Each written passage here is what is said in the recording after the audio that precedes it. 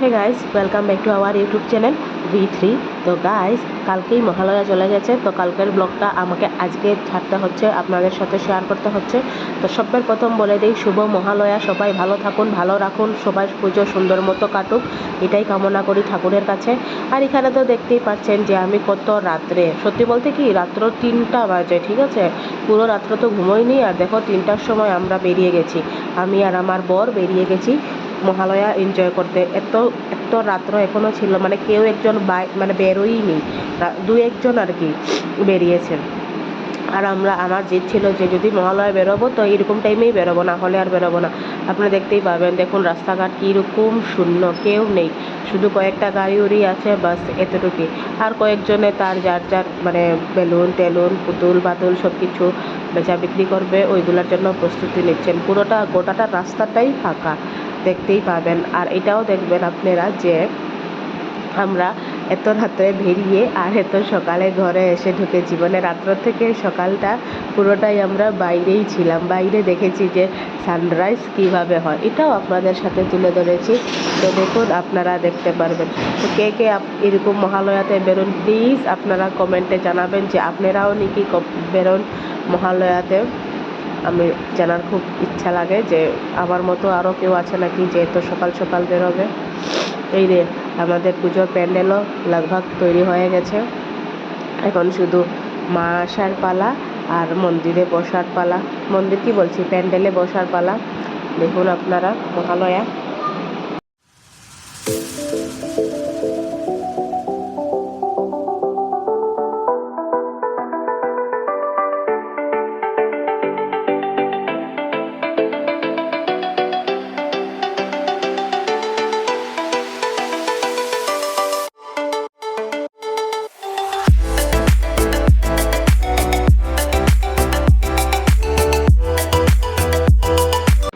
আর হ্যাঁ, আপনারা তো জানেনই যে আমরা যদি সকাল সকাল বেরোই তাহলে কি পরিমাণে খিদা লাগে আমাদের। তো এটাই আমরা দেখাচ্ছি যে আমরা ঘুম থেকে উঠে, এত সকালও না রাত্রও না, মধ্যরাত্র বলতে পারুন, মধ্যরাত্রে আমরা কি খাচ্ছি, ছেলে বটরে। এটাও দোকান বসে গেছে ছেলে বটরের। তো আমার বর তো সকালবেলা উঠলে যা পাবে তাই খাবে, যদিও এগুলো সকাল সকাল খাওয়া খুবই বাজে। আপনারা খাবেন না কেউ, আমরা জেনে শুনেও খাচ্ছি, বিকজ আমাদের অনেক খিদা পেয়েছিল, কেননা সারা রাত জাগিয়েছিলাম। এদিকে দেখুন, খেতে খেতে আমাদের সকালও হয়ে গেছে। সকাল কি মানে ভোরবেলা হচ্ছে পাখিগুলা ডাকছে, উফ যা দারুণ লাগছিল না ওই টাইমটা। মানে মনে হচ্ছিল যে ওই আওয়াজগুলোই শুধু শুনতে থাকি। আপনাদের সাথে তোলা সম্ভব না ওই আওয়াজগুলো, ফোনে অতটুকু হয় না, কারণ আমাদের তো মাইকটাই কোনো কিছু নেই। আর হ্যাঁ, আরেকটা কথা বলছি, আমার গলাটা এখন অনেক ভারী লাগছে, বিকজ আমার অনেক সর্দি হয়েছে। তো সর্দি নিয়ে আমি তোমার সর্দি জ্বর সব কিছু গলা ব্যথা নিয়ে এই ভয়েস ওভারটা দিচ্ছি, তাই গলাটা এরকম লাগছে আমাদের।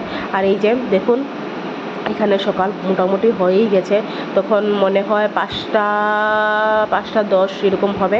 হ্যাঁ, এরকমই হবে, মেঘলা আকাশ, তাই এত কিছু ভালোভাবে মানে সকাল হয়ে হচ্ছে না এরকম মেঘলা মেঘলা ভাব। আর যখন আমরা বেরিয়েছিলাম তখন সত্যি অনেক বৃষ্টি ছিল, বৃষ্টিতে বেরোইনি, বৃষ্টিটা একটু থামার পর তারপর আমরা বেরিয়েছি। আর শিলচরে সত্যি কথা বলতে গেলে এক একটা দেখার মতো, একটার থেকে একটা দারুণ দারুণ প্যান্ডেল হয়েছে। এটা যখন পুরোপুরি কমপ্লিট হয়ে যাবে, শেয়ার করবো যতটুকু সম্ভব আপনাদের সাথে, দেখবেন। আর এই দেখুন, এখানে ঢাক, বাবা পুজো আর ঢাকের বাড়ি, এতেই তো মনে হচ্ছে যে পুজো লেগে গেছে। ঢাকের বাড়িটাই মেন।